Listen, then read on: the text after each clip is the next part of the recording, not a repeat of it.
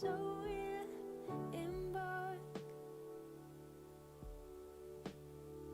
I'll follow your voice straight into the dark. And if from the course you intend I depart,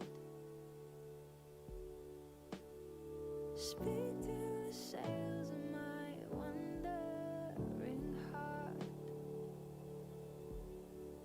Like the wind you guide, clear the skies before me, and I'll glide this open sea. Like the stars your word will enlighten my voice and remind me where I've been and where I am going.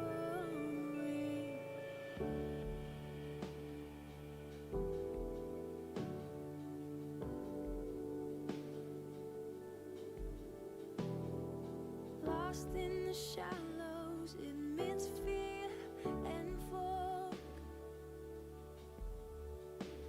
your truth is the compass that points me back north. Jesus, my captain, my soul's trusted love. Welcome everybody to our referendum night. Awesome that you guys could be here. We got some big decisions to make coming up, right?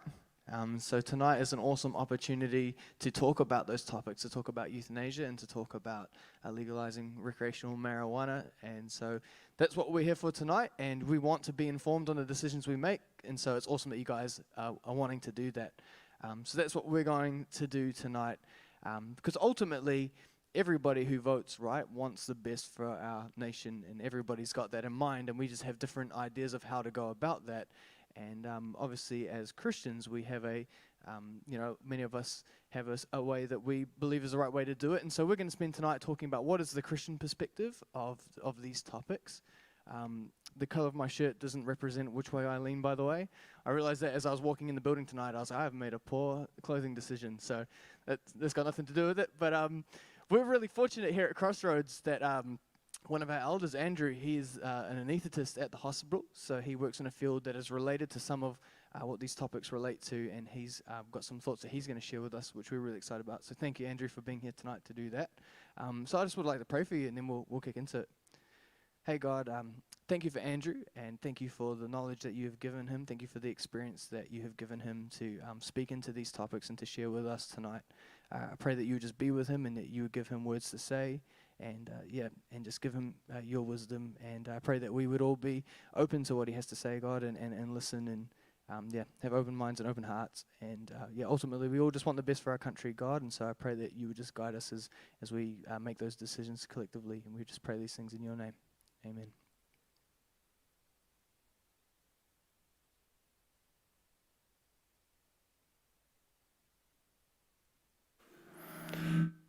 Actually, as I look out in the audience, there's a lot more green shirts than there are blue, red, or any other colour.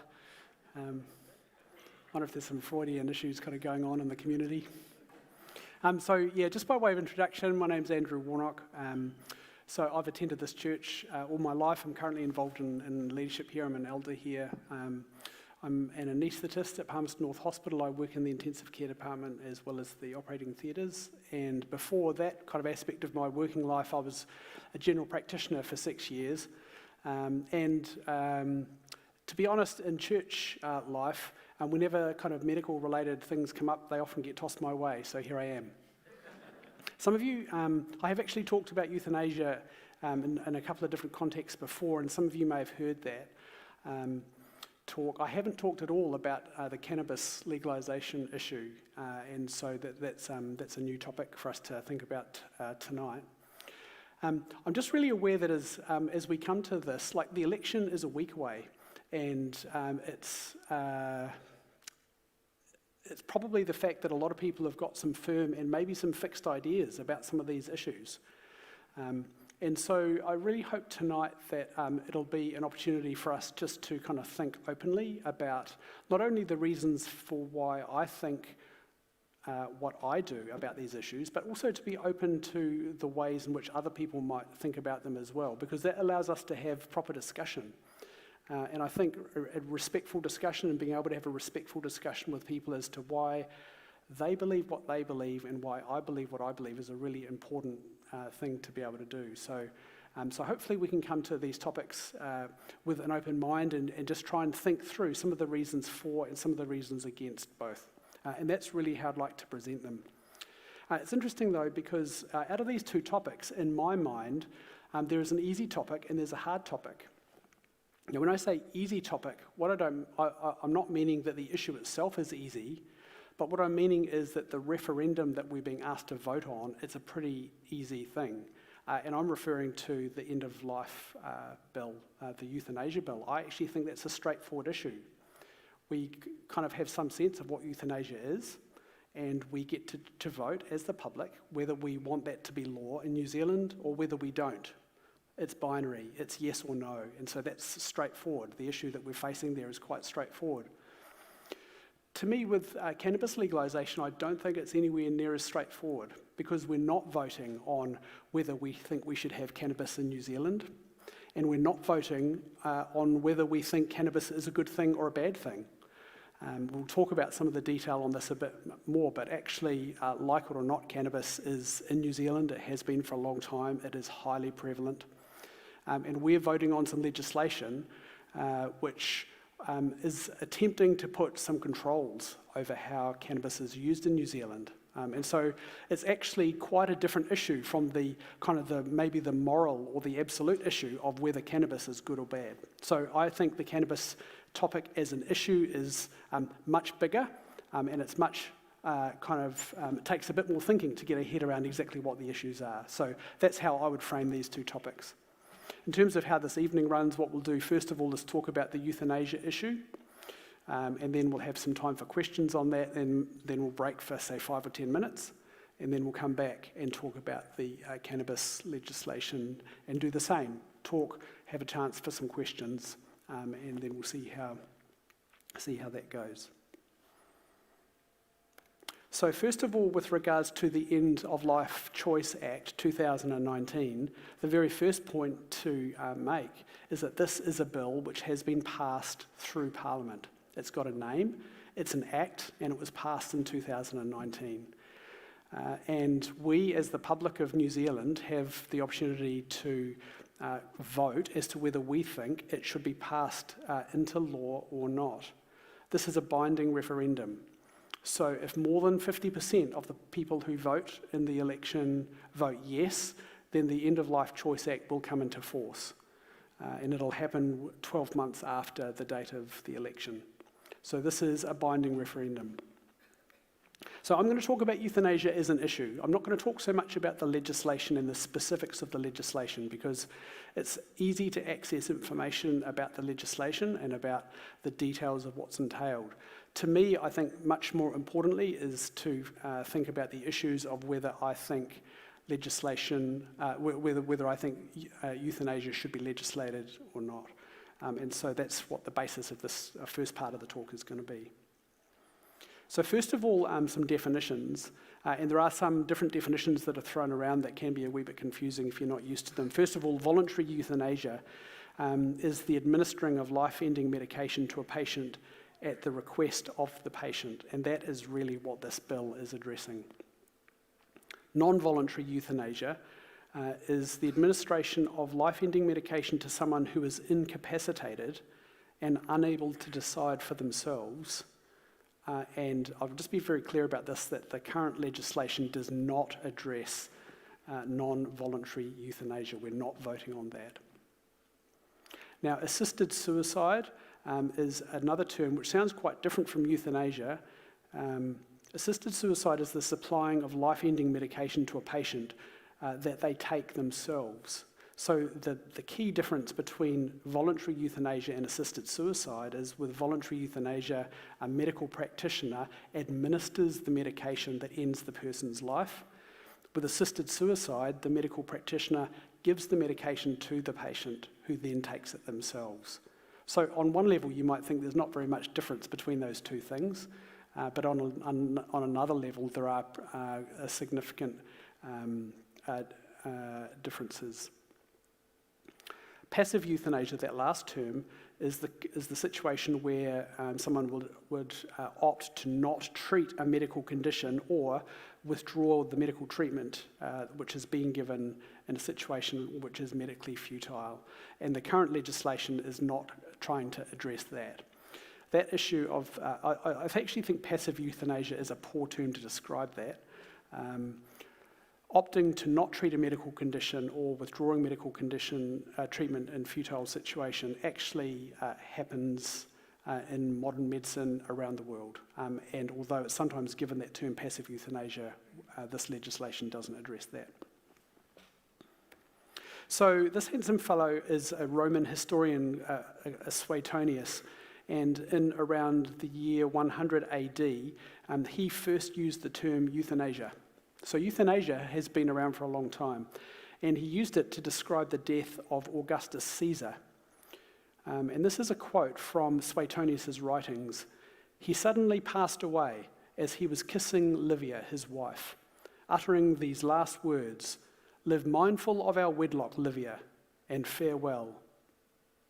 Thus blessed with an easy death, and such a one as he had always longed for almost always on hearing that anyone had died swiftly and painlessly, he prayed that he and his might have a like euthanasia, for that was the term that he was wont to use." So the term euthanasia is from two Greek words, thanatos, and it literally means a good death. And Augustus Caesar had a good death because he was in the arms of his wife. He kissed her and he passed away. So that's the first time in history that the term was used, but the practice of what we now know as euthanasia is as old as humanity. In India, incurable patients were drowned in the river Ganges. In ancient Israel, frankincense was given to kill incurable patients. And in Sparta, which was an ancient part of Greece, each newborn male child was examined for signs of disability or sickliness, which, if found, led to his death. This was regarded as a way to protect society from unnecessary burden, or as a way to save the person from the burden of existence. In terms of heavyweights in the philosophical realm, Plato wrote, "Mentally and physically ill persons should be left to death. They do not have the right to live." So he was pro-euthanasia. In contrast, Pythagoras was against suicide due to his belief that the gods placed the man as the protector of earthly life, and he's not allowed to escape with his own will. So even from ancient history, there's been wide variations on this topic. The most well-known objection to euthanasia came from the Hippocratic Oath, and there's a clause in the Hippocratic Oath which has been sworn by physicians from antiquity. It says, "I will not administer poison to anyone when asked to do so, nor suggest such a course." More modern history. In 1920, there were two German philosophy professors, Hoch and Binding. They published a small book titled "Releasing the Destruction of Worthless Animals," which advocated the killing of people whose lives were devoid of value. This book became the basis for involuntary euthanasia in the Third Reich. Hoch later wrote to embrace euthanasia as a proper and legal medical procedure to kill the weak and vulnerable so as not to taint the human gene pool. Now, after World War II, 1949, in the Nuremberg trials, a psychiatrist gave evidence. His name was Leo Alexander, and he was talking about this issue of euthanasia in the Third Reich. And he said, "Its beginnings at first were merely a subtle shift in the attitude of the physicians that there is such a thing as a life not worthy to be lived.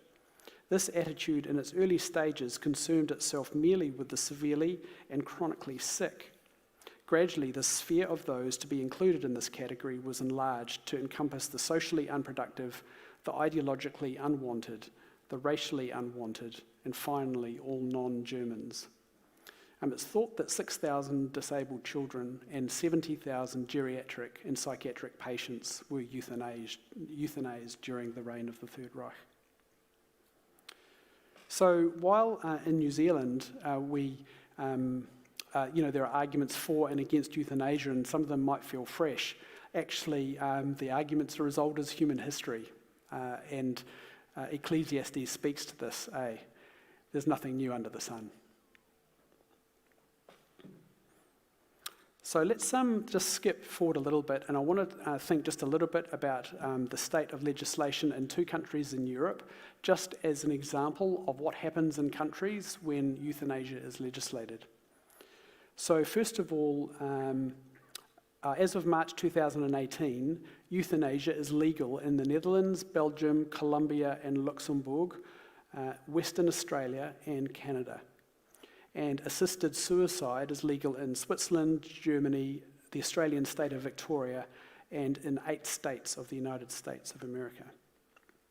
So, in Holland, in the year 2000, they approved voluntary euthanasia, although it had been permitted for the previous 20 years under certain guidelines. Even though it was illegal, it had been permitted. And what has happened over time since 2000, this graph shows deaths from 2002 to 2018. And you can see there that it kind of starts off in numbers 1 to 2,000, climbing up to 6,000.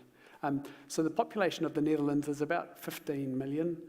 And so that rate of deaths is around about 4 per 10,000 of population based on those later numbers. So it was approved, became law in 2000.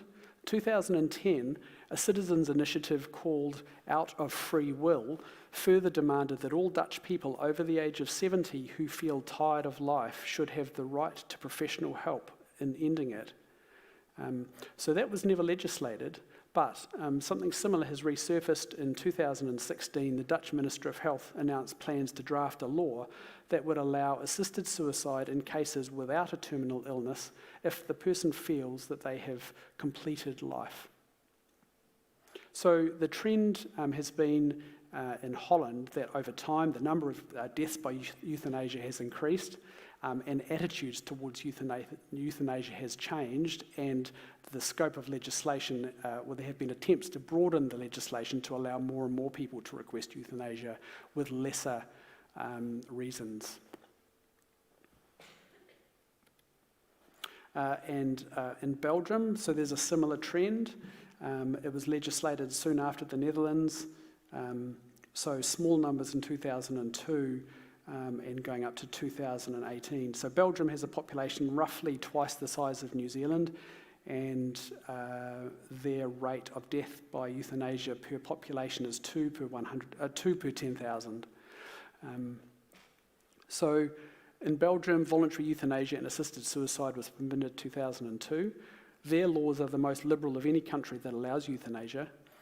From year 2014 onwards, it became legal for children to request euthanasia, and currently there's no lower age limit according to the legislation for euthanasia in Belgium. Euthanasia is also practiced in conjunction with organ harvest for donation, which raises a whole other set of kind of ethical and moral principles that we won't kind of talk about. So just to give you a rough idea, if we look at those figures of death by euthanasia in Belgium and Holland, 2 to 4 per 10,000, that would roughly equate to, say, if New Zealand's rate of death by euthanasia followed a similar course, this is roughly 15 years after legislation is introduced, that would be roughly 1 to 2,000 people per year in New Zealand, if it followed the same course. So if we're thinking about some of the arguments for and against euthanasia, and that's just what I'd like to spend a piece of time doing now. The main arguments for euthanasia, i.e. that support euthanasia, are these two: autonomy and the relief of suffering. So first of all, autonomy. It really can be summarised by this issue of the fact that people ought to have the right to die.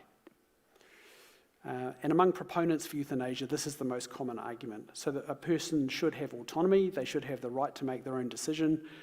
The reason for their decision is not so relevant, but the ability to make that decision is paramount. Now, there is a pro-euthanasia organisation called Death with Dignity, and one of their main slogans is, the greatest human freedom is to live and die according to one's own desires and beliefs. So that really sums up the whole issue of autonomy, people wanting to have the ability to make their own decisions. An interesting counter to that came from a Dutch professor who I'll refer to a little bit later. He's an interesting character who, when his name is Theo Boer, when legislation was passed in Holland, he was fervently in support of euthanasia. But when he saw what happened with the numbers of people who died from euthanasia, and as the societal culture changed, he actually changed his thinking about it and is now strongly opposed to euthanasia. He had this to say about autonomy. He said, "I like autonomy very much, but it seems to have overruled other values like solidarity, patience, making the best of things. The risk now is that people no longer search for a way to endure their suffering. And ironically, killing yourself is the end of autonomy." Those are good points.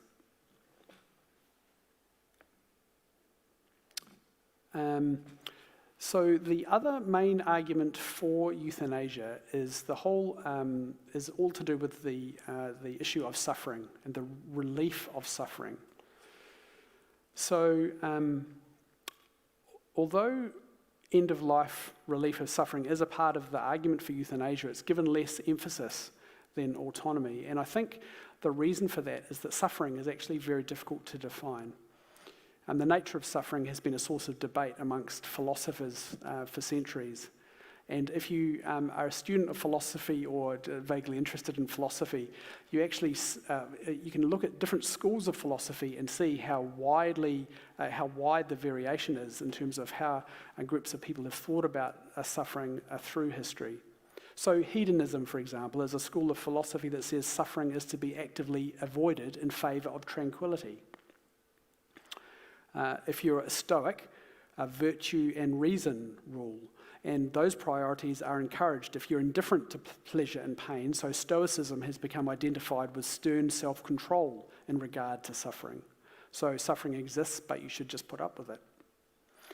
A more modern philosophy is utilitarianism, where the right act is that which makes the greatest number happy, and negative utilitarianism dictates the right act to be that which avoids suffering for the greatest number. So thinking and decision-making is made on the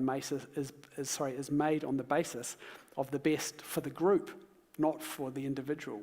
And it may be a decision that you make on behalf of society is actually quite different for a decision that you would make on behalf of yourself. We'll come back to that when we think about some of the arguments against euthanasia. So the point that I'm trying to make there is that depending on the prevailing philosophical viewpoint, suffering might be regarded as good, it might be regarded as bad or neutral, and in my opinion, that's not really sufficient for arguing for legislation, and I think that's the main reason why it doesn't get much airtime. So there's two main secular arguments against euthanasia, and they're both strong arguments, and I just want to spend a little bit of time thinking about those, and they're both related to each other. And they're known as, first of all, the duty to die, and then the slippery slope.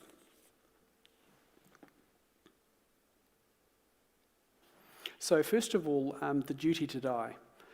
So there's an Otago University psychology professor, Rex Ardar. He wrote a report which was called "Killing Me Softly, Should Euthanasia Be Legalised?" He warns that legalizing euthanasia would place large numbers of vulnerable people at risk, and particularly those who are depressed, elderly, sick, disabled, those experiencing chronic illness, limited access to good health care, and those who feel themselves to be under emotional or financial pressure to request an early death.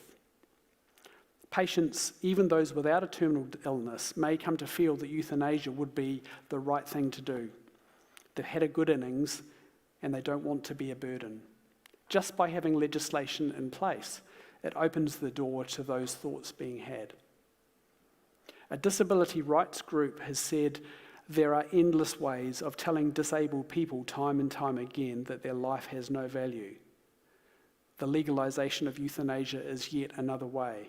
It opens the door for people to think that maybe they should undergo euthanasia, when actually they should not.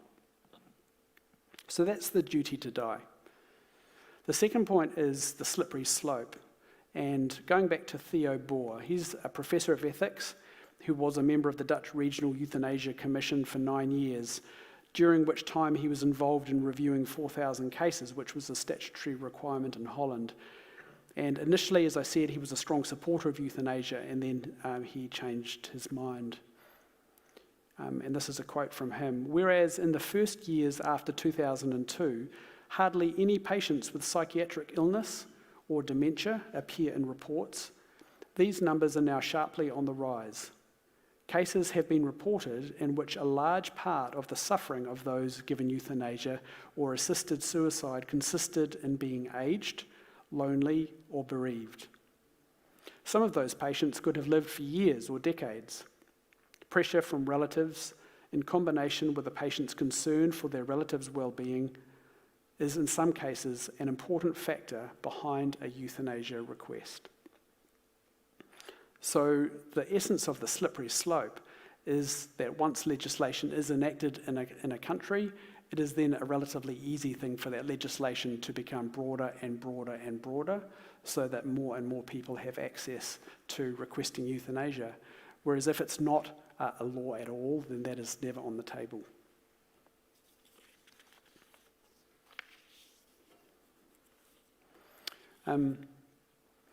The next section is going to be a very brief pass through some biblical ideas about euthanasia. When I've spoken about this before, it was in a slightly different context, and we had more time available to us, and we were only talking about one issue, and I talk more about some of these points. So I really just want to raise them, and if you're interested, then maybe you might like to just kind of make mental note and think about it some more. But as I see it, there are some very clear and strong themes running through the Bible that speak to this issue, and I just want to show them. First of all, the idea of life as a theme in the Bible.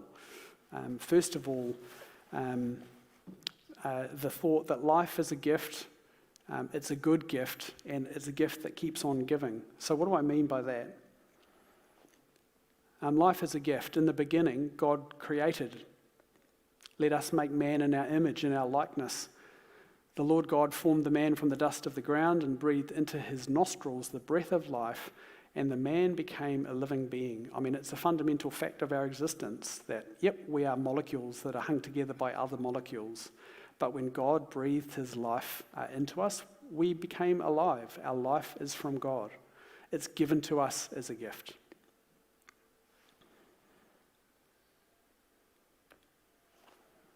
When God looked on to his creation, well, first of all, when he created, he blessed his creation. And whenever God offers his blessing, it's a sign of his approval. It's a sign of his favor. And then after he had created, he looked and saw all that he had made, and it was very good. Life is a gift. It's not just a gift, it's a very good gift. And it's not just a gift that was ordained from the start, but it's a gift that keeps on giving. The psalmist in Psalm 139, all the days ordained for me were written in your book before one of them came to be. There's nothing in our lives that escapes God's notice. There's no event that can happen, no path that we can take, no illness, no amount of suffering, no amount of good times or bad times that is actually beyond God's eye. In Ephesians chapter 1, there's some verses where Paul really waxes lyrical about the nature of the goodness of the things that God has blessed us with. God's gifted us with every spiritual blessing in Christ. He chose us, predestined us in accordance with his pleasure and will. We have redemption, forgiveness of sins. He's made known to us the mystery of his will. We were predestined and chosen according to the plan of him who works everything out in conformity with the purpose of his will. Life that God has given us is a gift. It's a very good gift, and it keeps on giving. So if that's the issue of life as a theme in the Bible, I also just want to spend a little bit of time thinking about suffering as a theme in the Bible, because the Bible speaks to that an awful lot. And we can look at it in two different ways. First of all, if we think about the whole issue of endurance, Job is a really good example of this to us. So Job was afflicted with painful sores from the soles of his feet to the top of his head. Then Job took a piece of broken pottery and scraped himself with it as he sat among the ashes. His wife said to him, "Are you still holding on to your integrity? Curse God and die." He replied, "You're talking like a foolish woman. Shall we accept good from God and not trouble?" So Job is fairly bullish there, isn't he? Almost a little bit self-righteous. Things kind of get a bit darker. Just a few chapters on, if only my anguish could be weighed and all my misery be placed on the scales, it would surely outweigh the sand of the seas.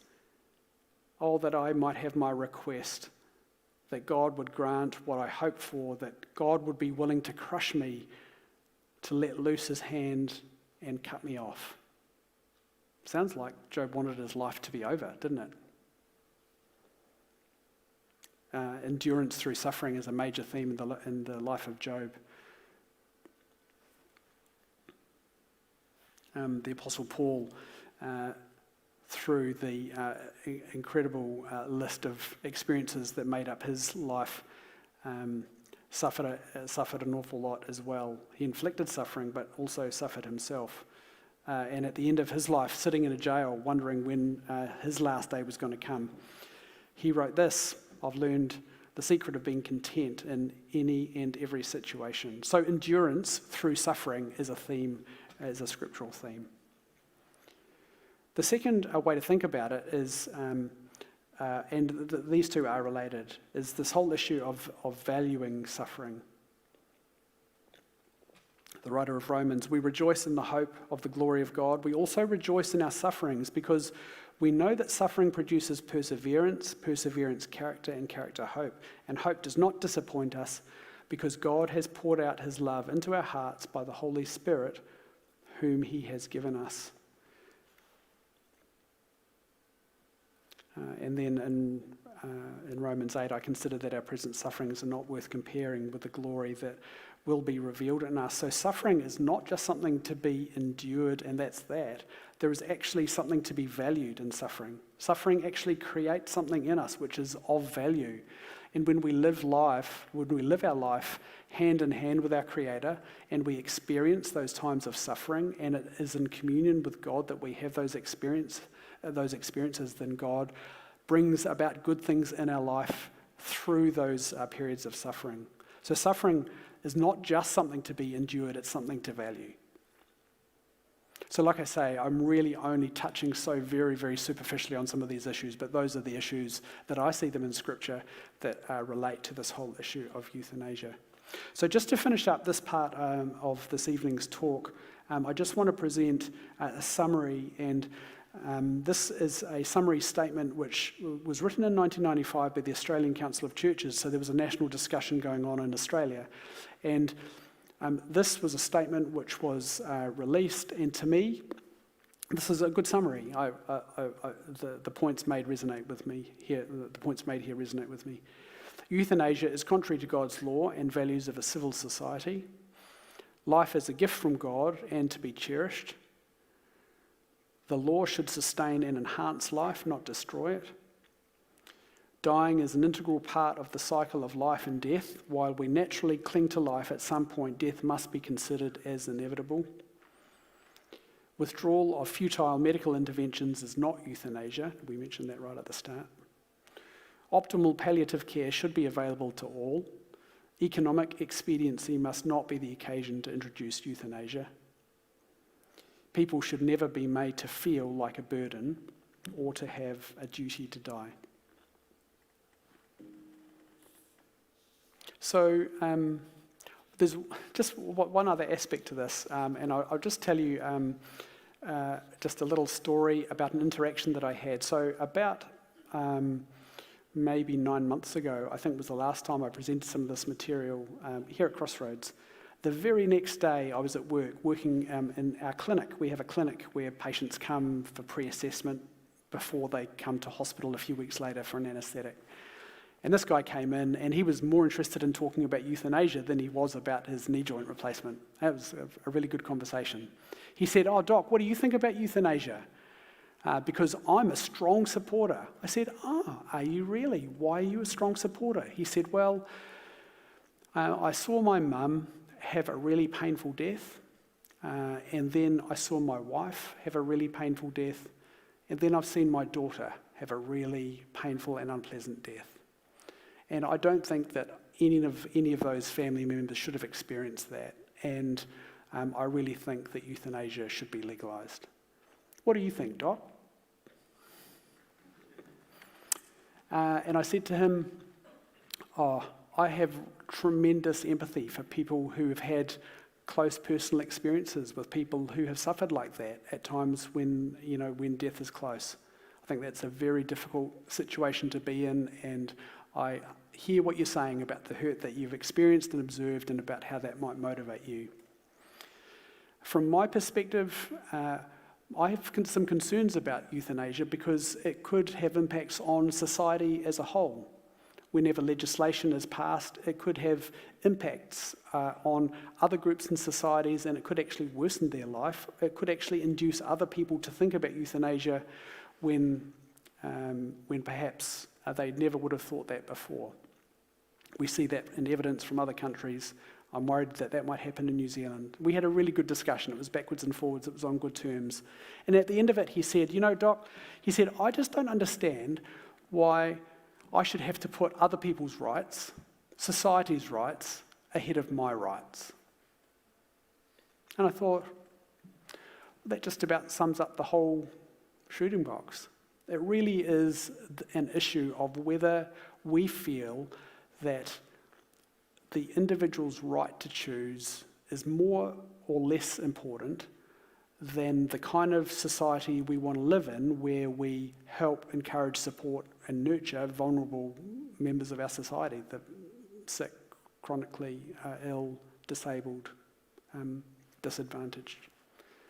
So that was a discussion that I had, and I was pleased to be able to have it, but I was just struck by the fact that his observation to me about personal rights versus the rights of a society is a very good summary of where all of this sits. So I think I'm going to stop talking there. There's the opportunity for some questions about anything that I've spoken about. If you have got some questions, could you just raise your hand, because there's a microphone, if you wouldn't mind speaking into that so that everyone here could hear, and also this is being streamed so they can hear as well. So there's a question at the back there. And if anybody's watching on the live stream, you can submit your question as well in the comments and we can answer it, ask it for you, so feel free to do that. What struck me about the legislation positively, that it suggested it should only apply to someone in a terminal state who was not expected to live more than the next 6 months. How do you see that? So as the legislation is currently worded, that's correct. That is the wording in the legislation. Interestingly, that has been the legislation, the wording in the initial legislation in all of these other jurisdictions where euthanasia has been legalised as well. But over time, it's changed and expanded and become broader. So yes, that's correct. So the only people who could request euthanasia is if they're proven to be of sound mind, they have suffering which is related to a terminal illness which is going to take their life or thought to take their life within the next 6 months, and there's some other criteria that have to be fulfilled for them to be able to make that request.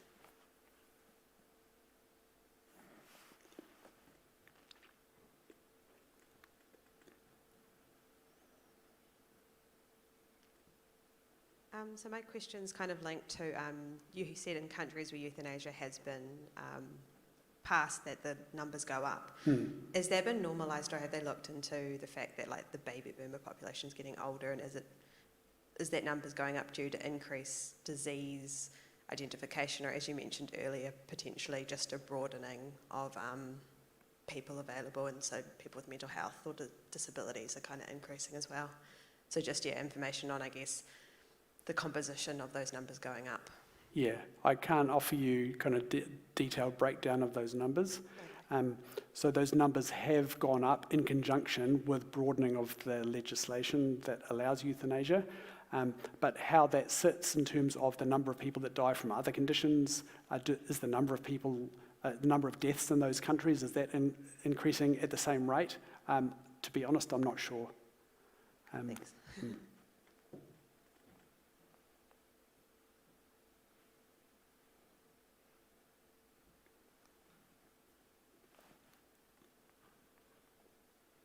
Thanks a lot. That was a really great talk.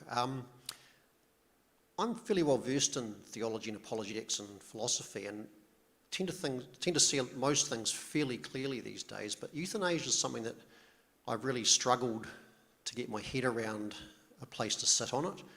And I think in a way it comes down to that last little story you told there about the person who's had those 3 people who've suffered a lot. And I guess I don't really want to go down the path of slippery slope arguments and that sort of thing, but really sort of home in on that particular thing of that suffering, that intense suffering. And I'm just thinking maybe of an example like somebody who has a migraine, and that migraine is going to go on for months and months and months, and then they're going to die. Is there a reasonable case, do you think, to be made for euthanasia in that case? Or, I mean, where is medicine at these days? Is there some way you can help somebody like that? Or is it just a case of, I mean, I've got friends who get migraines and they're horrible. So yeah, what do you think? Yeah, so I haven't talked at all about the role of palliative care. So palliative care is a branch of modern medicine which is aimed at symptom control in the period of life leading to the end of life. And modern palliative care medicine is exceptionally good at controlling symptoms, a huge range of symptoms. So symptoms that come up as a result of the terminal stages of illness. By and large, palliative care has a solution for controlling symptoms in those situations and relieving suffering. Now, there will always be some situations where suffering, whatever suffering entails, whether it's just physical symptoms that we're talking about, or whether it's psychological distress at the thought of facing the end of your life, or maybe psychological distress which is related to regret about things that have happened in your life, broken relationships, opportunities that haven't occurred as you wanted them to. Maybe that's where some of the distress and therefore suffering comes from. Medicine itself is not actually going to address those problems, but palliative care medicine is a multidisciplinary approach which involves medical treatments for medical conditions, but people who offer care and support, which includes counselling, pastoral care, and does offer that kind of support during that period of time. I don't have a huge amount of experience in palliative care medicine, but I have visited patients in hospices, and I have had opportunity on a small number of occasions to be involved medically with some patients who are in hospice. And palliative care is a profoundly good service which is offered to people in that setting. So when we talk about people who are suffering because of illnesses which are leading towards the end of life, without mentioning palliative care medicine, it would be a pretty bleak experience. But it's not like we're casting people who are in a pretty dire situation out into an environment with nothing. In fact, there is a huge amount of resource which can be offered to relieve suffering. And in fact, there are many, many stories, and many families will attest to this, of conversations that are had with family members on deathbeds where relationships or issues have been mended, have been conflicts have been resolved, things have been put right in those final periods of life. And relief of suffering comes from that. So we're talking there about psychological distress as opposed to physical. So an extra concern that I have about euthanasia as a concept is that if people are suffering from whatever and they opt to end their life by euthanasia, then their ability to actually address some of those issues that might be causing the suffering is gone in an absolute way. So I suppose that's a different aspect to euthanasia as to what I've talked about, but I think it's real. I don't know if that kind of addresses totally what you were asking about, but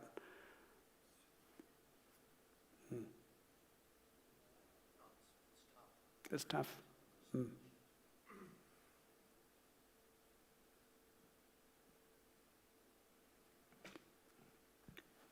Yeah, I just wanted to ask some of the criteria that you mentioned around 6 months to live diagnosed. As a medical professional, how accurate do you really think that those sorts of things are, without giving sort of a prime example, but I've heard of people that have had 6 months to live and have died in a couple of weeks, and I've heard of people that have had 6 months to live and are still living. So what is your opinion around that? Do you think it's a sort of a good solid criteria to have around such a serious or ending thing? That's a really good question. My own personal experience has not been in that setting so much where people have chronic illnesses that eventually will take their life, and it might be a number of months, but more in the intensive care setting where people come in with critical illnesses, and it's possible that for those people, they might die within 24 hours or 48 hours. And sometimes we have those conversations with patients, with families. Often these people are unconscious and not aware of what's happening. Something terrible has happened, whether it's trauma or a terrible infection or major blood loss which has been unable to be controlled, those kinds of things. I've been proved wrong far too many times to be dogmatic about what I say. Mostly I say to patients, to families, look, this is a very bad scenario, and I think in all likelihood your relative is going to pass away in the next 24 hours. I think that's what's going to happen. But I've seen many occasions where what I think is going to happen doesn't happen, and it might not. So there's always hope. And that's my approach. And I think any general practitioner or any oncologist who's talking to a patient who's got an illness which could potentially lead to the end of their life, I'm certain that any level-headed medical practitioner would offer that kind of caveat that, look, we've dealt with a lot of people with the condition that you've got, and I think this is probably how it's going to go. But really, we can't be certain. So you're right. The legislation does have 6 months as a time frame. The reality is that there's a huge amount of uncertainty about how things progress or don't.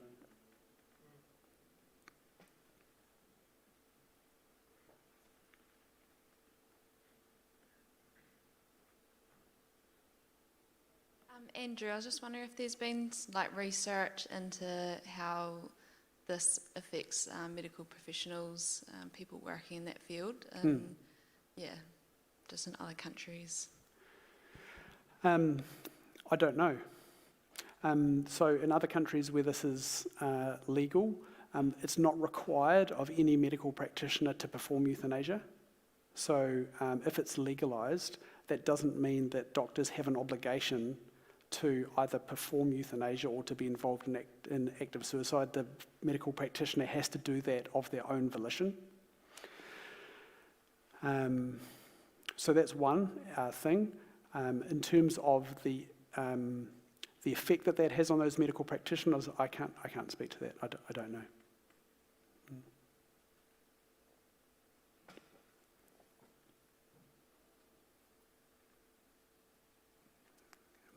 Any other questions? Perhaps we'll just draw that topic to a close. We'll break, say, for 5 minutes, and then we'll come back and we'll talk about the next referendum. Thank you. Cool. So we have some biscuits and tea and coffee out in the hallway if you'd like to go grab some, and yeah, we'll come back in 5 minutes.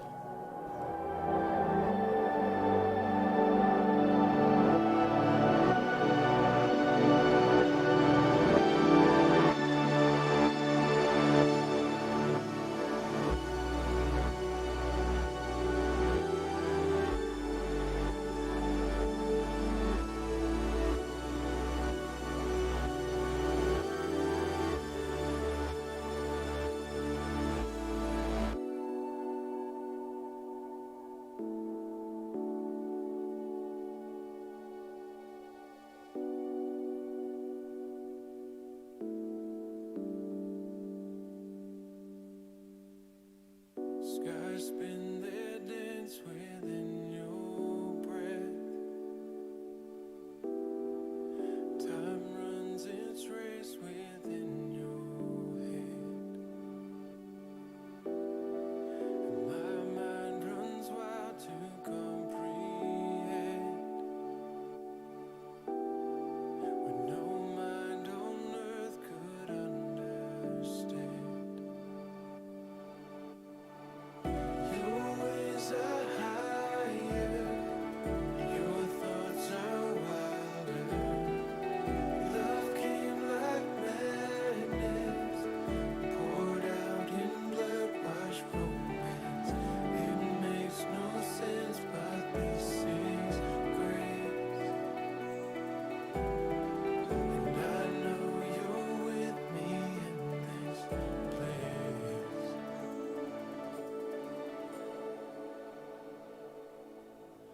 Here, now, all I know is I know that you are here now. Still my heart, let your voice be all I hear now. Spirit breathe like the wind, come have your way.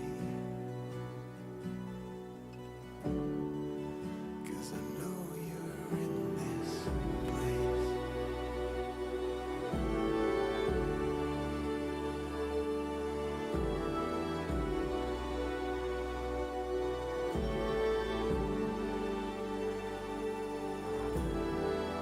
Faith makes a fool of what makes sense. But grace found my heart where logic ends.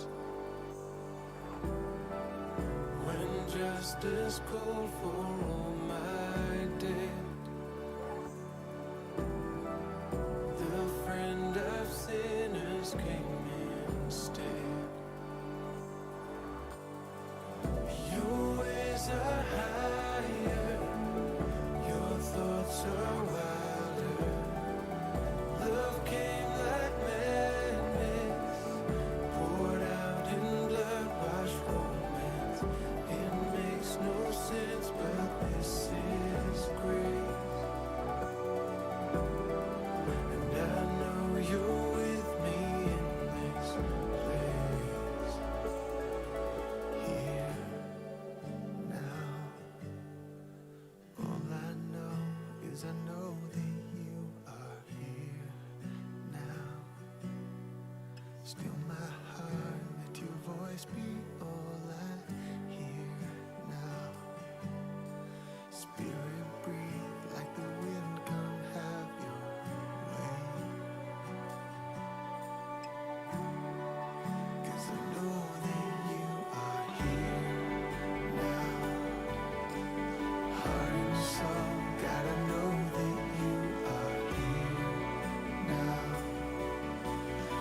Fix my eyes on the things that I can't see now. And all I see is the glory of your name. 'Cause I know that you are here now. Still my heart, let your voice be all I hear now. Fix my eyes on the things that I can't see now. Spirit, breathe like the wind, come have your way. 'Cause I know that you are here now. Still my heart, let your voice be all I hear now. Fix my eyes on the things that I can't see now. Spirit, breathe like the wind, come have your way. 'Cause I know that you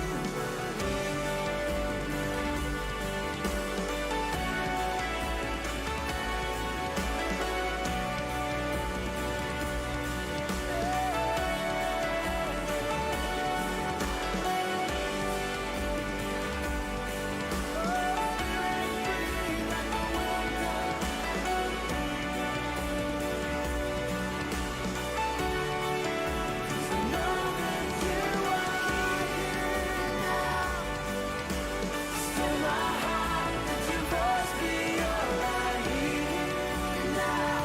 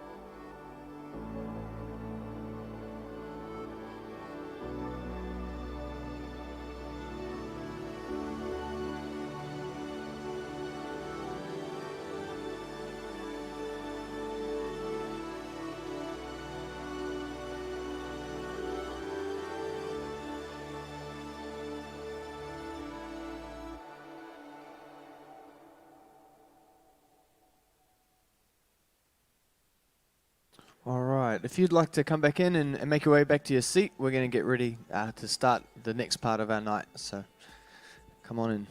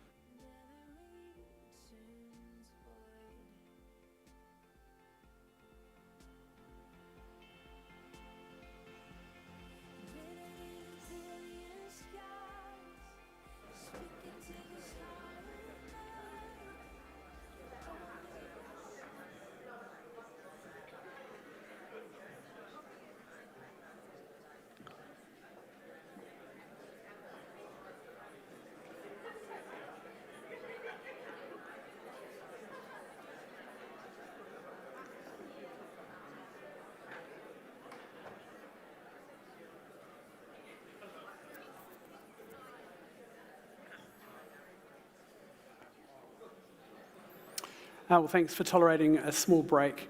So there was one question that was submitted from online, and the question was along the lines of, if the euthanasia legislation was passed, is that going to have any impact on the way that hospices are funded in New Zealand? So I think the question was along the lines of, would it, if euthanasia is legalised, would that divert any funding away from hospice care in New Zealand? I don't actually know the answer to that. I doubt that it would, but I really don't know any details. But thanks to the person who submitted that. So on to the second part of this evening, and we're going to think just a little bit now about the Cannabis Legalisation and Control Bill. Now this is, although when we turn up to the voting booth and we've got these two referendums to vote on, we're voting for two very different things on these two issues. First of all, as I already mentioned, the euthanasia bill has already been passed, and we have this publicly binding referendum, a 50% vote yes, then it's law. That's not the case with the Cannabis Legalisation and Control Bill. So first of all, you'll notice that it's called a bill, not an act. This has not been passed through Parliament. If more than 50% of people vote yes in the referendum, recreational cannabis wouldn't become legal straight away.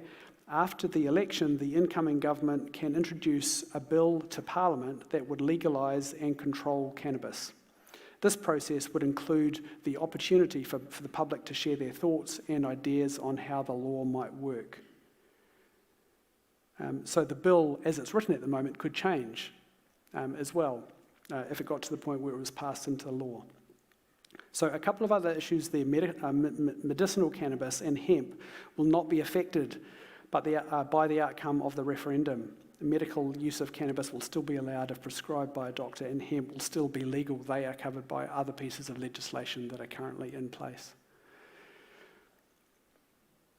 So I think there are some questions that we need to think closely about before we make a decision on how we're going to vote on this. Because as I said before, when you cast your vote, you're not casting a vote for whether you think that cannabis is a good thing or not, whether cannabis should be in New Zealand or not. That's not what we're voting on. We're voting on the introduction of legislation around cannabis use. And for us to think about whether that legislation is a good thing or not a good thing, we need to ask, well, what is the current state of use of cannabis in New Zealand? What harm does cannabis cause? And is there any way of knowing how to rate that harm versus other recreational substances that we might use, or we do use already? Alcohol would be an example, or tobacco. What are the aims of the legislation? Will society be better off if cannabis is legalised? That's a real question, and that's something for us to try and come up with an answer on. And if you look at all of those questions and think, well, Flip, where do you start? Where do you start looking? The final question is an attempt to kind of address that. Where do you get good information from? What are the good resources? So what I'd really like to do in talking about this part of the referendum is to look at these questions, and not to provide an answer, but really just to flesh out what I think the issues are and point us in the direction of some resources that could be helpful. And I would fully suspect that actually if we engaged in this, if we engaged in thinking about these questions and maybe spent some time looking at some of these resources, that in this room there would be wide variance of opinion as to what answers are come up with. So, first of all, what is the current state of cannabis in New Zealand? Just because I'm making an assumption here, I might be wrong. Just because most people in this room don't use cannabis or have never used cannabis, that doesn't mean to say that cannabis isn't a thing in New Zealand. In fact, most people in New Zealand have tried cannabis at some point in their lives. Most people, the majority. If we think about individual years, this information has come from, so in New Zealand we have two very good longitudinal studies. Longitudinal studies is where there's a cohort of people who are identified at birth and followed through their entire life. So that cohort of 1,000 people who were born in Dunedin in 1980, and there's another one in Christchurch, Those people were followed across the course of their lifetime, and at different points in their lives they were asked questions and interviewed, and a whole pile of information has come out of those groups. Longitudinal studies like that are regarded internationally as the best source of information about a lot of the stuff that we're talking about today. 2018-19, in that year, 15% of people in those groups reported using cannabis, and that was an increase, in fact, a doubling over a period of 7 years. In terms of age demographics, 29% of 15 to 24-year-olds reported using cannabis in that same year group, 2018-19, which is an increase from 15%. So that's also a doubling over the same period of time. So a younger age of people using increased amounts. Another interesting statistic, 95% of people who use cannabis either continue or increase their cannabis use after arrest or conviction. So that fact to me says that, well, the current state of legislation in New Zealand isn't particularly effective at changing the habits of people who have an established cannabis pattern of use. So that gives a snapshot of the current state of cannabis use in New Zealand, and it's a sobering slide with some sobering information. The second question I asked is, well, what harm does it cause? And is there any way that you can quantify the harm which is caused? Now, when I put this table in this slide, I did wonder how well it would project. Hopefully you can read some of the information there. But what this table does is attempt to score harm in different categories which is caused by cannabis, alcohol, and tobacco. Now, in the table, a score of 0 is no risk, and a score of 3 is extreme risk. So it's a 0, 1, 2, 3. 3 is as bad as it can get, and 0 is no harm. So this is taken from data which was collected in 2007. It's analysed by a group of specialists from different areas of expertise, and this is a best guess.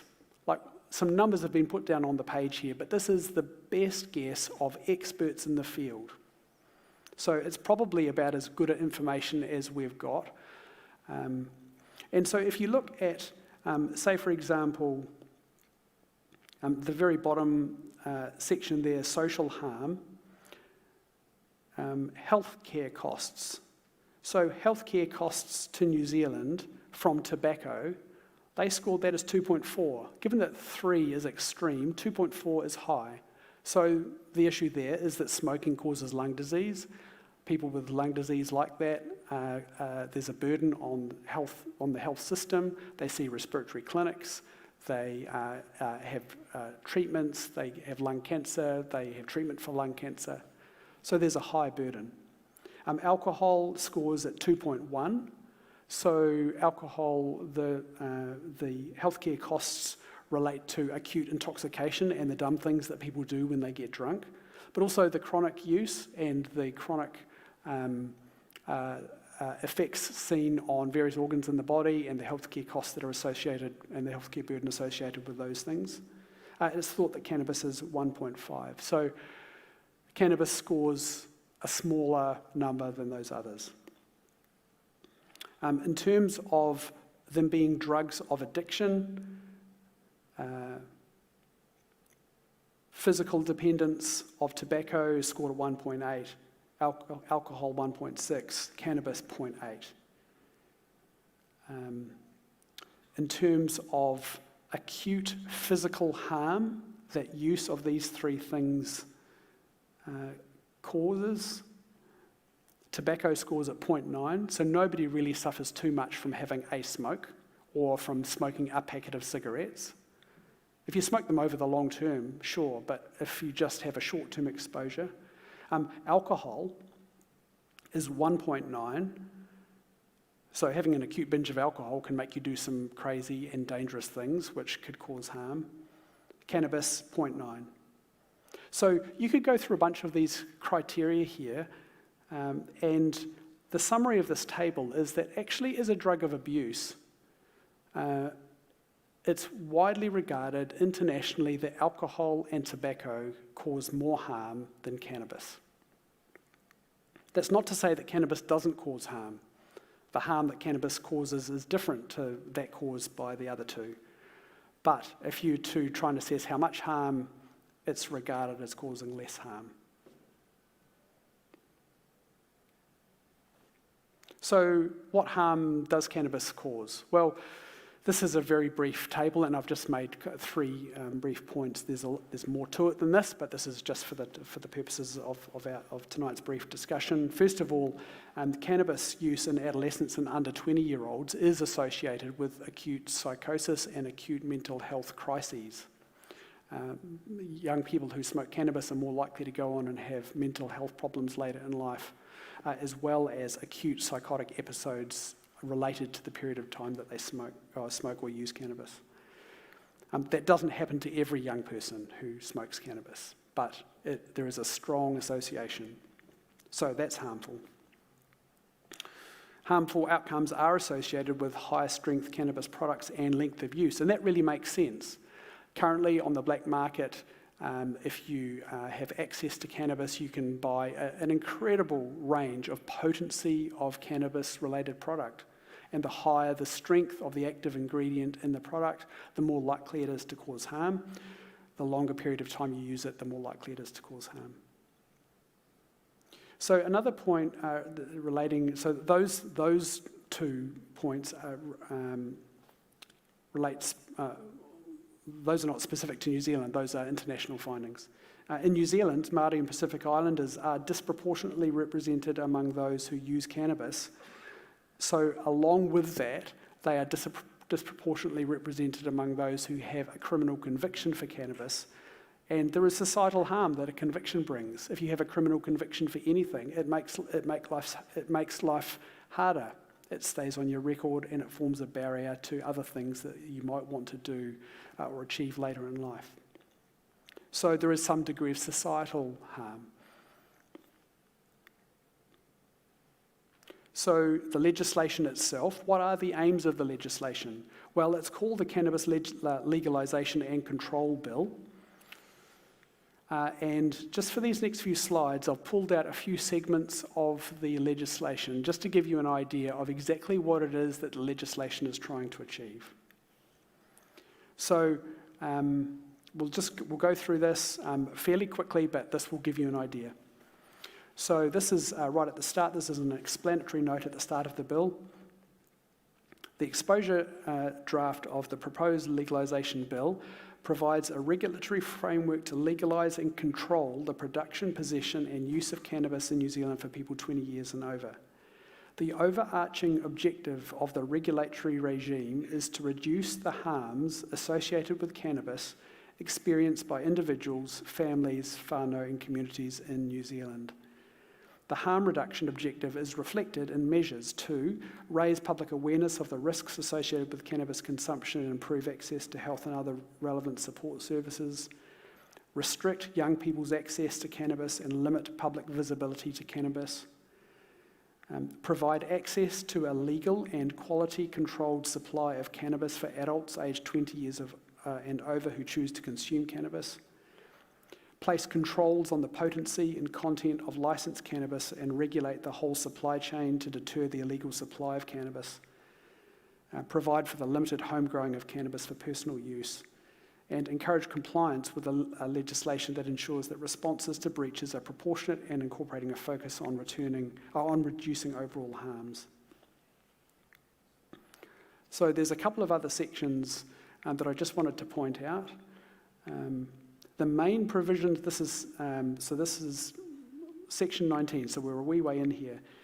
The main provisions of this Act that give effect to the objective of protecting children and young people from the harms of cannabis are set out in the following sections. Section 4, which states that one of the ways the purpose of the Act will be given effect is by raising public awareness of health risks associated with use, including the risks posed by second-hand use to children and young people. Public awareness of the harms associated with cannabis use, in particular to children and young people, and to promote responsible use and help-seeking behaviour. Minimum age of 20. The prohibition of a licence holder, i.e. a person who holds a licence to sell cannabis, from presenting a cannabis product for sale that might be attractive to children or young people, and also a section which sets standards for packaging of products, including child restraint containers. And there's also this national plan. So there's going to be the establishment of something called the Cannabis Regulatory Authority, and they'll have various responsibilities. That's going to be a part of the Ministry of Health. There will be a national plan which will be put into place, which includes the national plan must include information with regards to public health, drug education, treatment services. There will be a cultivation cap, so it'll be limited. A further national plan must be prepared and published not later than 6 months after, etc., etc., etc. So the point is that the purpose of the bill is to offer some degree of control of how cannabis is grown in New Zealand, how it's supplied with regards to the strength of the product, and how it is regulated and controlled such that access to people under the age of 20 is more tightly controlled. Now, that is the stated aim of the bill. The question in our minds is, as the bill is written, do we actually think that the bill will achieve that end? And that's a question that I'm unable to answer, and nobody is able to answer. There are plenty of people who will have opinions as to whether it will or whether it won't, but actually there's no way that we can know for sure. The best information that we can get is from other countries who have legalised marijuana and look at their experience. And unfortunately, when we look at other countries, there are two problems. First of all, if you compare evidence across the board, there are some countries which show a benefit in one particular area, but in other jurisdictions, that benefit is not shown to be true, the opposite is true. So those two kind of cancel each other out and you're not left, and you don't know any better. The other aspect to this is that in those countries where this is legalised, legalisation has only been for a short period of time, so there's not actually any decent longitudinal data to show proper trends. So while in one country there could be a trend to the limiting of people under the age of 20 having access to marijuana, that is only in the short term and it's yet to be proven in the long term. So will society be better off if cannabis is legalised according to this bill? So I've mentioned no good data. The whole notion of whether society is better off, that's a very, very broad question, and the answer to that question depends on the criteria that you think are important, because this bill addresses a number of criteria. And in this room, you might order these criteria differently to the person who's sitting next to you. One person might think number 5 is the most important, one person might think that number 1 is the most important. So some of the criteria that are addressed: number 1, health outcomes for adolescents and adults. Another thing which is addressed in the bill is the social harm caused by criminal conviction. There are arguments raised which are more philosophical, which regard the whole argument of somebody's right to choose versus paternalism. That might be important in your mind. You might feel more strongly about the economic and taxation situation that might come about if legislation is passed. It's thought that in New Zealand, if legislation is passed, eventually it would lead to tax income for the New Zealand government of around $500 million. So will society be better off if cannabis is legalised? There's a fair chance that there will be an increase in the tax dollar, and that might be your number 1. Health outcomes for adolescents and adults. It might be that the legislation reduces the number of people under 20 who have access to and are harmed by cannabis, but there's no way of knowing that. The trends overseas is that there could be a slight reduction in the use of the younger age group, but in the adult population there is a slight increase. So, like I say, whether or not society is better off depends on what you think is the most important issue. So, when we talk through these issues like this, it actually just raises more questions and kind of makes things more confusing. And to be perfectly honest, as I've thought through this, it's been less and less clear to me about how I feel about this legislation. So what I'd really like to do is to give a plug for some good information, and I would just strongly encourage access of good resources and some good thinking about what it is that you feel about these topics. So I'm going to show you some resources. So first of all, the New Zealand government has produced this webpage called referendums.govt.nz, and this is the first page that you come to when, if you type referendums into Google, this is what you come up with. This is the first hit, and this is the first page. You'll see at the bottom of the page there's two colours. There's the yellow and the purple.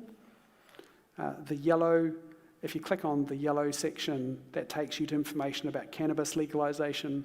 If you click on the purple, it takes you to information about the end-of-life choice referendum. So I'm just focusing here on some of the information that's available to do with cannabis legalisation. If you click on that yellow box, this is the page that you go to. You can scroll down the main body of that page and they will give you some detailed information about the nature of the legislation and what it is that it's trying to achieve. On the side there, what am I voting on, the yellow column, right at the bottom there's a section called frequently asked questions, and to me that is a really helpful, that's a really helpful section. When you click on that button, you get to this page, and there's a few resources that you can download. And really, if you're interested in a small amount of detail, a moderate amount of detail, or a large amount of detail, there are resources there that will meet your need. An example is this. This is a 2-page brochure. What am I voting on? This is the briefest summary of the legislation. And in those 6 columns on those 2 pages, you'll get a really good summary of what the legislation says, what it's hoping to achieve. Then it's up to us to form some kind of judgment as to whether we think it's actually going to achieve what it says. Now, this is the next level of information. The last one was a 2-page brochure. This is a 5-page kind of a handout, and there's 3 of the pages there. There's another 2 pages that go with it. Same information, more detail. I'd strongly encourage you to go to that website and have a look at this and to have a read through. So that's referendums.govt.nz. The other place that I found some very good information was this website, which is from the Office of the Prime Minister's Chief Scientific Advisor. Now, I've spent a number of hours scrolling through this website. I'm looking at the information, and there's a bunch of different information in different sources. And to my eye, this looks like objective information. Because even though this is coming from the Prime Minister's Chief Scientific Advisor, and you might think that this is biased information because it's coming from the Office of the Prime Minister, there seems to me to be a genuine attempt to put the cases for and against the various aspects of the legislation. So the website is called PMCSA, Prime Minister Chief Scientific Advisor. And if you'd like some balanced assessment of some of these points, then I think this is a really good site. If you scroll down from the top of the page, that's the first thing that you see. If you scroll down, there's 2 things that you could click on. First of all, there's a video there which is about 25 minutes long. And there's about 10 different experts across the range of specialities who are interviewed about their perspectives on the bill and what they think of it and what it's hoping to achieve. If you prefer written information, you can click on read the evidence summary. Further down that page, you'll find access to a couple of things. There is a page of frequently asked questions, and there's a lot of information which is all referenced. You can follow through on some of those references if you like. There's also this document over on the other side called What Might Happen If You Vote Yes, What Might Happen If You Vote No. And I think this is excellent because what it does is it goes through and it identifies all of the different aspects that the legislation is attempting to address, and it says what would happen if you vote yes with regards to this issue, what would happen if you vote no with regards to this issue, and I found that to be a really helpful thing. Those are the websites, referendums.govt.nz, pmcsa.ac.nz, but if you just remember Prime Minister, Chief Scientific Advisor, type that into Google and you'll come across that page. So that's the end of my presentation with regards to the cannabis legislation. I'd have to say, in all honesty, having prepared for the talk this evening and read and looked at all of these different resources, I feel more uncertain now about how I might vote than I did at the start. But I'm okay with that. I'm okay with uncertainty. I'm enjoying some of the conversations that I'm having with people, and I've come across plenty of people who have strong opinions one way or the other. And it's nice to be able to engage, nice to be able to try and understand their points of view. I'm just pleased that I've got a few more days before the election comes around so that I can decide which way I might vote on it. So I wonder if we could just open up for questions.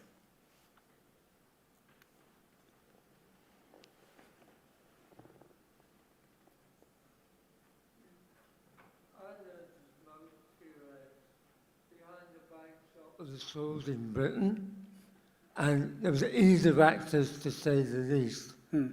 Have you any idea at what age that youngsters are starting to smoke cannabis now? Oh, I think high schools are rife with cannabis use. That's the information that I've been reading. So when I say high schools, we're talking about children who are 13 and older. I suspect that if kids who are 13 are using cannabis, then probably kids who are younger than 13 are as well. But I suspect that cannabis use is widespread in high schools.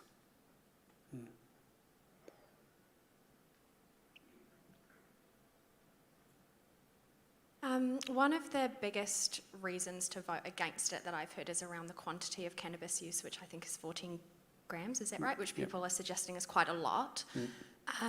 What is your sense of that as a medical professional? And also, do you know what maybe the likelihood or what the conversation is around the likelihood that that might be changed in the legislation process that it's going to go through after this? So I deleted a couple of slides out of this presentation because I was trying to make it shorter. But just on that second point, it says quite explicitly in the legislation that if this is passed, then there is an initial phase which will be enacted, but over a period of time, the cannabis regulatory, I can't remember the term which was used, for this body which is going to oversee the implementation of the legislation, they will look at different ways that this could be expanded to cover different scenarios. So I suspect the scope of legislation will start small and get broader. With regards to the quantity, I don't really know about that. I mean, I've read and have prepared information for this talk today about the legislation, but I'm not an expert about cannabis use. And I have heard comments made about the quantity. All I can say about the quantity is that harm is associated with the strength of cannabis used and the period of time over which it's used. So I guess that links in with the quantity which is legal to be used. I can't make any other comment about it. I kind of have a medical question as well. One of the things that I don't understand about this is that if people are smoking cannabis, isn't that like raising a risk of lung cancer? Is there something different about it from cigarettes?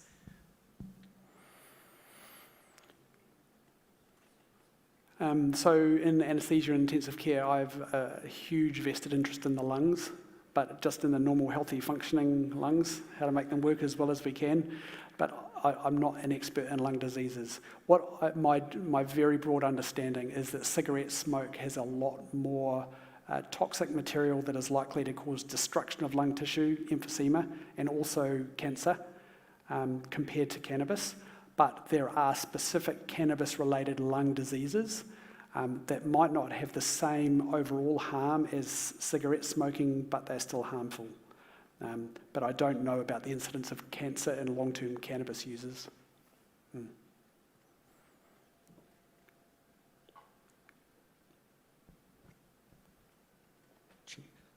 So you had 0 to 3 up there for the harm caused by cannabis. What about a 0 to 3 for the benefits of it?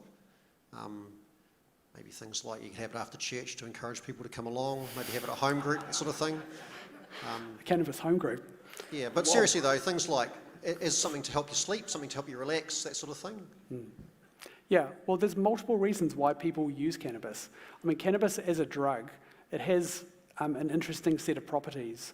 I mean, alcohol is a central nervous system depressant, and even though that's its pharmacology, the effect that it has on people is that sometimes it makes them look more excited, but that's because it kind of depresses the part of the brain which kind of generally restrains other parts of the brain. Cannabis is kind of a mixture of things where it can kind of dampen down some activities, help people feel calm and relaxed, can enhance people's experience of various sensations, so colours can seem more vivid, music can seem more lively, enjoyable. But it can cause other crazy things as well. So it can cause acute psychotic episodes. It can cause profound anxiety attacks. Can cause, there's this thing called cannabis hyperemesis syndrome. So just profound nausea and vomiting, which can go on for days and days and days after a very short-term exposure of cannabis. So there's a wide range of things that cannabis can cause. So if you are a person who has tried cannabis and you just feel relaxed and happy afterwards, well, I think people would probably put that in the same category as coming home after work and having a beer with the barbecue, or having a whiskey, watching a movie. You're just relaxing at the end of the day. There's no harm in that.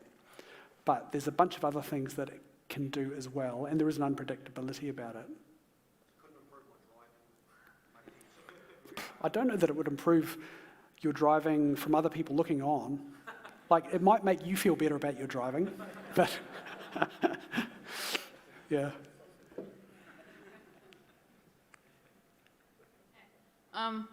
It's not really a question, but another resource that I found really helpful is the Family First Value Your Vote. And you can read that online at valueyourvote.nz. Cool, thanks very much. There's no shortage of information. I think that the thing from my point of view is just learning to be discriminating about the information that you read, and just being careful about the source that it's come from, and is it presenting a balanced view. And there are some really good balanced sources of information, but I think it's also, the other side of that is it's very easy to get led down a rabbit hole of somebody who's presenting a very strong and unbalanced opinion. And if you jump onto a bandwagon, sometimes it's hard to get off the bandwagon. You're a signed up member before you even realize it. So I think keeping an open mind and just trying to kind of think broadly about the issues from both sides is an important aspect to being a responsible voter. We also have a question from online, which is essentially, currently the government is aiming to be smoke-free by 2025. How does this affect this? Do you think that just has to be thrown out the window? Yeah, I know. I didn't talk about that. It just seems nuts, doesn't it? Yeah. So it's taken us probably the best part of 50 years to realise exactly how harmful cigarette smoke is, and for the governmental momentum to kind of swing in behind that, to then kind of strongly promote smoking cessation, and for us to have these lofty aims of being smoke-free. But that's got nothing to do with smoking cannabis, eh? I mean, you know. Yeah, I suspect that if cannabis is legalised and it becomes part of societal norm in New Zealand, it'll take 50 years for us to realise exactly the effect that it does have on our culture, and whether we as a society think that that's good, and whether the government will realise and then kind of swing in behind and change their mind on it. Maybe that'll happen. I don't know. And there's a question at the back there. And someone here too, sorry, beg your pardon. I don't know whether you'll be able to answer this, but currently for a person who requires a prescription, what is the availability and cost of medical grade cannabis, and is this a barrier to proper treatment? Yeah, I know very, very little about medicinal cannabis. So it is legal in New Zealand. It is accessible by prescription. I don't know if those prescriptions are, if medicinal cannabis is funded by Pharmac. If it is, I don't know. I don't know if it is funded by Pharmac. I don't know what the conditions are that it's allowed to be prescribed for, and I don't know how expensive it is. But we do need to be clear that actually what we're voting for has got nothing to do with medicinal cannabis. That is legal. This legislation has got nothing to do with it, separate legislation altogether.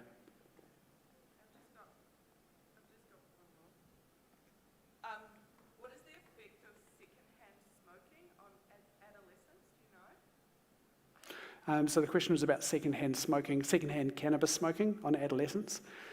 I suspect it's the same in principle to the effect of secondhand cigarette smoking, so that if you're exposed to secondhand smoke, you can potentially be exposed to some of the harm of that product, but it's related to how much smoke over what period of time.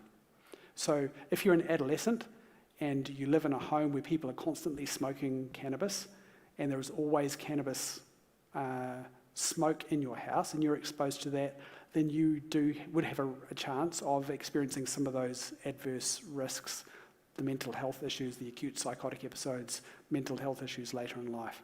But I can't put a number on any of those things, how likely it is.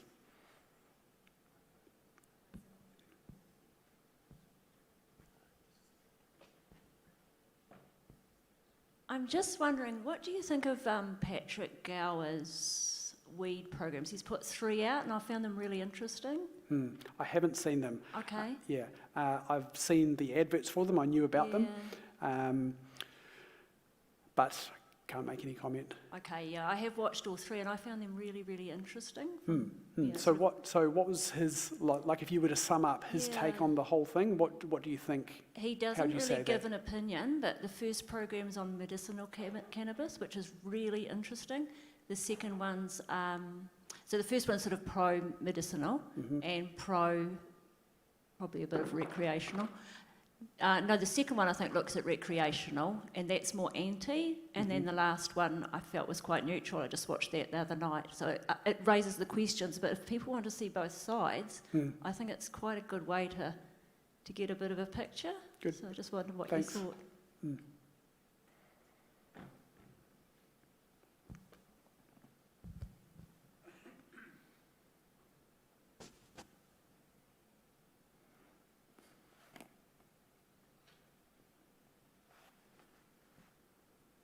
Two questions. One, how long does it stay in the body for? And the reason for that is, a lot of health and safety around the forestry at the moment, and accidents in the workplace, and they have a lot of issues with some of their roading contracts and things like that, where they do spot testing for drugs, and so it almost flies against all that too, with having to, if we legalise this. So what's the ongoing effect? I can't give you a good answer on that. I do know that that even after a single exposure of cannabis, cannabis degradation products do stay in your body for a long time, up to a month after a single exposure. And so if you have a spot test, which is normally a urine test, you can have a positive urine test up to a month after an exposure. What that means is that those products, it's taking a long time for the body to get rid of those products. That doesn't necessarily mean that you are Well, it certainly doesn't mean that you're acutely intoxicated by cannabis for the length of that period of time.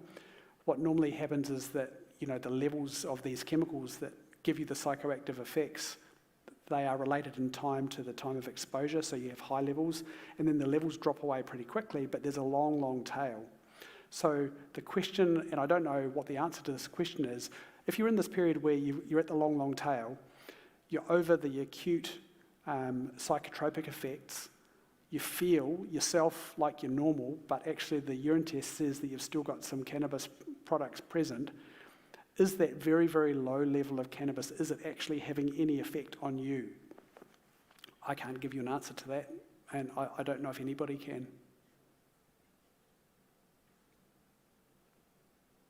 So that was one question.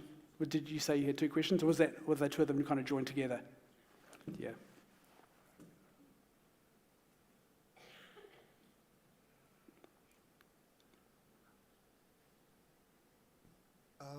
I haven't been able to see online, but with this bill, will cannabis-related convictions be retroactively taken away or reviewed? I don't think so. Just from what I read, I didn't see any mention of that. So if the legislation is passed, there will still be cannabis-related convictions, but those convictions are all kind of redefined by the terms of the new legislation. So if people use, sell or cultivate cannabis outside the limits that are set within the legislation, then they'll still be convicted. So it's not that there will no longer be any cannabis crimes. There still will be, but they'll be different. But in terms of retroactive cancelling of convictions, I didn't read anything about that, so I would assume the answer to that's no.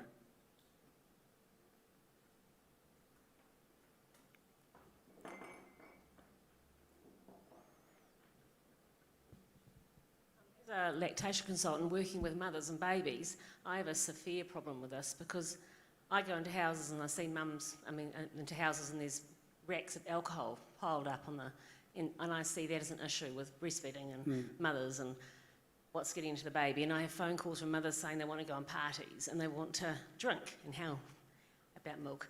So what's going to happen with marijuana? I mean, they're going to be smoking it. The smoke's going to get into the baby's. The baby's going to smell it, inhaling that as well. And what's that going to do to their milk? What's that going to do when they're pregnant? There's not enough studies now to prove how safe this is or unsafe this is. And here we are inflicting a whole new generation on a drug with a drug, a known drug. We've got enough drugs in our society. So I agree. There is some information about the effects of cannabis on pregnancy and newborn babies. So cannabis exposure during pregnancy does lead to low birth weight babies, and we know that low birth weight babies are associated with a bunch of chronic long-term poorer health outcomes. Cannabis, if a mum smokes cannabis will be expressed in breast milk. So a baby wouldn't just have to be in a house where cannabis was smoked to have secondhand exposure. The baby could get it through the breast milk. Exactly what effect cannabis in breast milk would have on a newborn baby, I'm not sure, but I don't like the sound of it. No, that's right. If it's legal, then they're allowed their 14 joints a day. It worries me intensely, as I'll say. Yeah, so I suppose the only point I would make in reply to that is that by legalising it and giving people legal access, that may not necessarily change the amount which is used in settings like pregnancy. I suspect a lot of pregnant mums would use cannabis through pregnancy now. It's illegal now. The legislation will come in. There's no part of the legislation which says you can't use cannabis if you're pregnant. So whether that will actually have any effect on the rates of use in pregnancy, I can't say. The whole thing comes up, if something's illegal, therefore people say it's good and it's okay, it's allowable. Yeah, and that's right. That's part of the long-term societal change that can happen. Yeah. So So yeah, that's what I was thinking when I talked before about what will happen in 50 years with the retrospectoscope. When we look back and we think, hey, 2020 we legalised this, look what's happened. Are we better off? Are we worse off? Do we want to do something about that? Think about.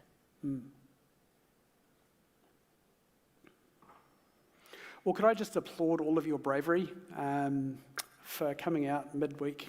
We've been here for just 15 minutes short of 2 hours.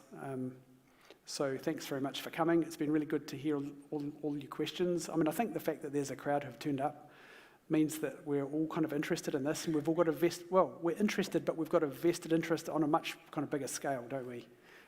So thanks for coming, and let's just all pray together that as a country we vote wisely, and that we vote to head ourselves down a good direction on both of these fronts. So perhaps I'll just pray now, and then let's finish up. Heavenly Father, we thank you for your presence with us as we meet together in your name. We're just grateful for the lives that you've given us. We thank you for the country that we live in, and for just the privileges that we have of being citizens in our country. As we think of the election which is coming up, we think of political parties, we think of personalities who are going to be elected, we think of leaders who are going to rise to power, and we think of these issues of referendum that we're going to vote on. Father, we seek your guidance for our country as we vote. Father, I pray that you would direct all of us in our country as we go into voting booths. Help us to vote with wisdom and with clarity. And I pray that outcomes of the referendum, the referendums and of the elections would head our country in positive directions. Father, I pray that as people of faith that you would help us to represent you with wisdom and with clarity as well. I pray that we wouldn't be so bombastic that we would turn people off, but that we would be seen to be people of love and grace, but also people of conviction. So I pray that you'd grant us wisdom as we seek to represent you in the world that we live in. So Father, we commit ourselves to you. We pray for our country. We pray for our leaders. And we pray all of these things in Jesus' name. Amen.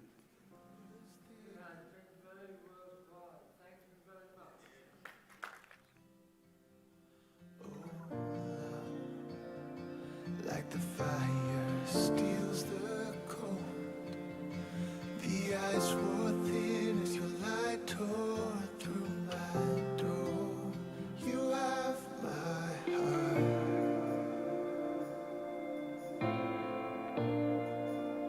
You have my heart.